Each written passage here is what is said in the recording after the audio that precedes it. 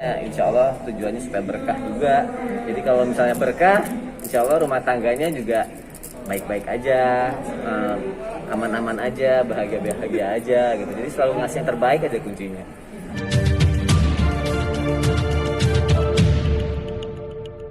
Katanya sebagai couple, semakin romantis, semakin lengket. Oh, Masya Allah ya. alhamdulillah.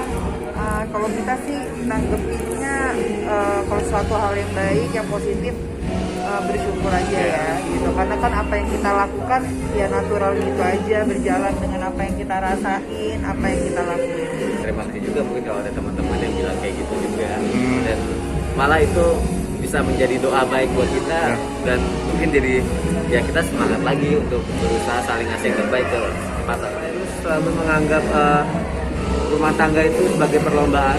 Jadi berlomba-lomba ngasih yang terbaik kepada setiap pasangannya gitu. Jadi Pak harus selalu berusaha ngasih yang terbaik, aku berusaha ngasih yang terbaik. Jadi nggak monoton gitu hubungannya. Kita belajar untuk itu gitu. Jadi setiap apa yang kita dapat yang terbaik dari pasangan, pasti kan setiap pasangannya itu juga pengen memikirkan, gue mau ngasih apa ya, bikin surprise apa ya. Jadi ada sesuatu yang dipikirkan lagi untuk hubungan kita. Jadi untuk selalu ngasih yang terbaik aja, selalu berusaha ngasih surprise aja.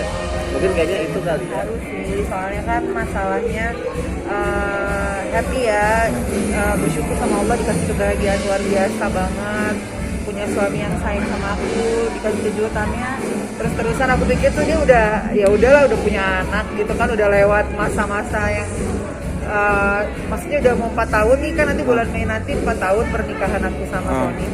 Ayo udah paling gak bakal gimana gitu, ulang tahunnya ya udah happy birthday gitu, udah selesai.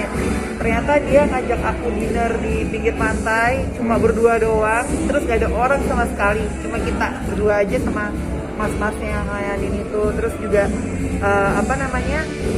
abis itu aku pikir udah selesai gitu, kejutannya dikasih, cuma itu udah gitu kan, udah kayak santai aja, main-main gitu. Terus tiba-tiba ternyata dia bikin kejutan lagi di villa tempat kita stay, itu di kolam renangnya, sama dia dihias pakai bunga banyak banget, terus sampai ada balon-balon, lilin-lilin. Aku bilang ya Allah, aku udah kayak gak bisa ngomong sih, speechless deh. Maksudnya kayak ya cuma bisa bilang makasih sama Allah udah dikirim suami yang luar biasa sayang sama aku.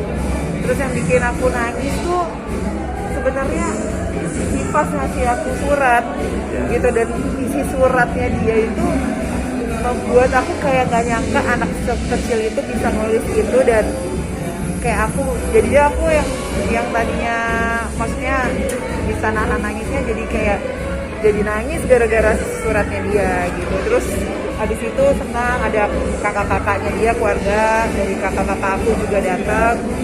Suratnya tuh agak ini sih, Mungkin nanti kali ya bisa dibilang suatu saat lah mungkin akan dikasih tahu isi suratnya ketika memang itu pantas untuk dibacakan gitu di depan umum gitu. Tapi itu cukup membuat aku sama Virus shock sih. Dia tiba-tiba nulis surat seperti itu, kita nggak nyangka banget. Tapi menjadi sebuah terharu gitu. Iya, terharu dan ternyata anak kecil itu tuh aku pikir nggak ngerti apa-apa tapi tahu, merasakan. Enggak sih, sama sekali happy ya kita sayangnya.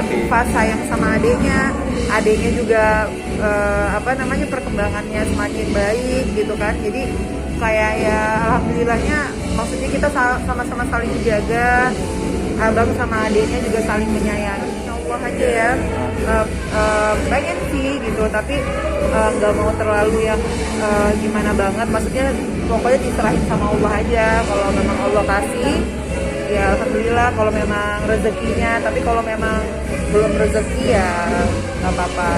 Enggak sih, jadi karena aku sebisa mungkin di sela kesibukan juga harus meluangkan waktu yang banyak untuk keluarga gitu ya. Jadi anak-anak ngerasa balance lah gitu. Anak-anak juga ngerasa dedinya, maminya selalu ada untuk anak-anaknya, selalu ada untuk mereka gitu.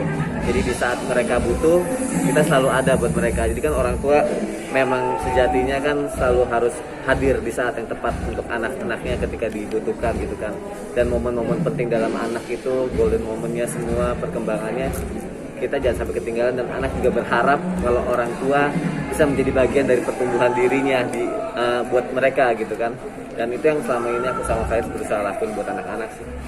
Persiapan itu kan menyambut bulan puasa nih di pandemi yang kedua ini kan, tahun kemarin kan udah pandemi juga nih, puasanya sekarang pandemi lagi nih, gimana perasaannya? Oke, persiapannya sekarang sih lebih ke arah yang jelas kalau ibadah insya Allah mudah-mudahan kita berharapnya ibadah kita bisa lebih baik lagi. Doanya, harapannya mudah-mudahan kita satuin sama-sama doanya, semoga pandemi ini cepat berakhir ya, biar silaturahimnya, terus kita bisa tetap sholat berjamaah di masjid sama-sama bisa normal lagi gitu kan. Sholat idnya maksudnya gitu juga.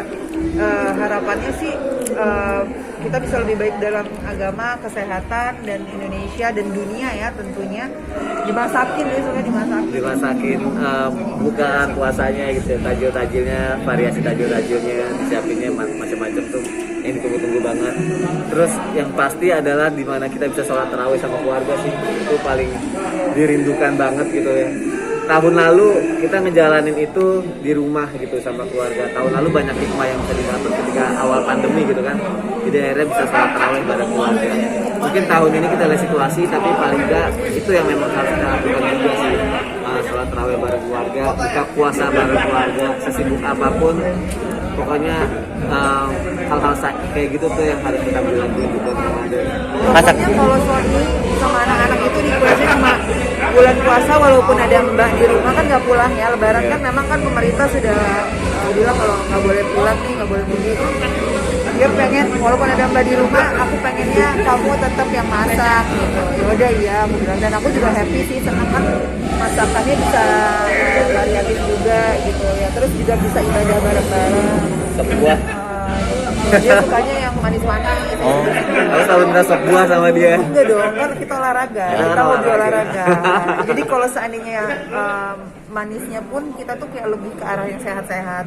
Misalkan tadinya dia minum gulanya tuh aku ganti madu. Aku tuh kayak lagi seneng bikin menu-menu sehat buat keluarga gitu, termasuk kayak buat aku sama Sony juga menunya itu apa. Jadi bener-bener aku pikirin banget, karena memang sekarang tuh kayak lagi mulai ngikutin menu-menu sehat sih, karena kan kondisinya saat ini juga bukan kondisi yang bagus ya, maksudnya dalam keadaan lagi pandemi juga, jadi kita juga harus jaga stamina juga. Kayaknya nanti yang bakal jadi favorit setiap pagi sahur adalah jus tempe pakai kurma, pakai garam Himalaya buatan dia sih, karena lagi berusaha dirutinin untuk itu, apalagi pas banget buat nanti pas sahur gitu.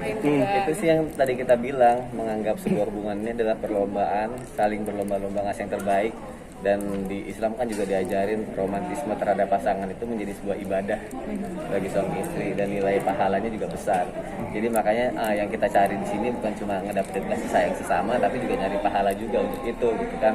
Dan biasanya insya Allah tujuannya supaya berkah juga. Jadi kalau misalnya berkah, insya Allah rumah tangganya juga baik-baik aja, aman-aman aja, bahagia-bahagia aja gitu. Jadi selalu ngasih yang terbaik aja kuncinya.